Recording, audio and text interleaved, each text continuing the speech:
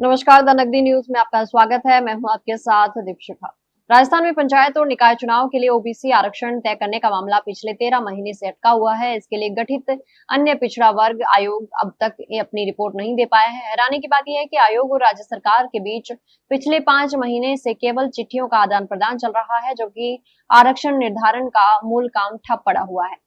इस बीच राज्य सरकार आयोग पर करीब 40 लाख रुपए खर्च कर चुकी है। इसमें से लगभग 25 लाख रुपए आयोग के अध्यक्ष और सचिव को वेतन एवं मानदेय के रूप में दिए गए हैं। दोनों अधिकारी सेवानिवृत्ति के बाद नियुक्त किए गए। वहीं आयोग ने अन्य 4 सदस्यों को प्रतिमाह 45,000 रुपए का निश्चित मानदेय दिया गया। आयोग में कुल 13 लोग कार्यरत हैं, जिनमें से अध्यक्ष, 4 सदस्य और 7 अधिकारी कर्मचारी शामिल हैं। लेकिन पिछले 3 महीने से बजट जारी नहीं होने के कारण अध्यक्ष और सचिव के वेतन मानदेय भी अटक गए हैं। ओबीसी आरक्षण के लिए आधार तय करने के उद्देश्य से आयोग के अध्यक्ष और सदस्य नवंबर 2025 से जनवरी 2026 के बीच विभिन्न जिलों के दौरे पर गए थे। इसके लिए सरकार ने वाहनों पर 12 लाख रुपए का बजट स्वीकृत किया था, लेकिन अब स्थिति यह है कि इन दौरे में इस्तेमाल किए गए वाहनों के बिलों का भुगतान तक नहीं हुआ है।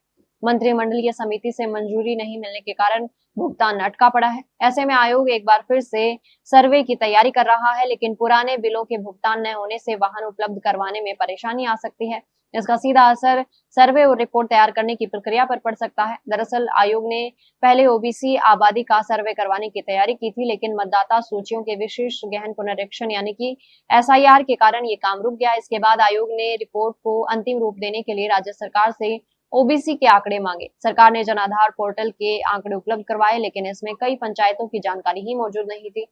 जब आयोग ने इन पंचायतों का अलग से डेटा मांगा तो सरकार ने असमर्थता जता दी। अब मजबूरन आयोग को फिर से जमीनी सर्वे करवाने की तैयारी करनी पड़ रही है। सबसे बड़ा सवाल यही है कि जब आयोग के गठन को 13 महीने से अधिक हो चुके हैं और लाखों रुपए खर्च भी हो चुके हैं, तो आखिर ओबीसी आरक्षण निर्धारण का काम अब तक पूरा क्यों नहीं हो पाया।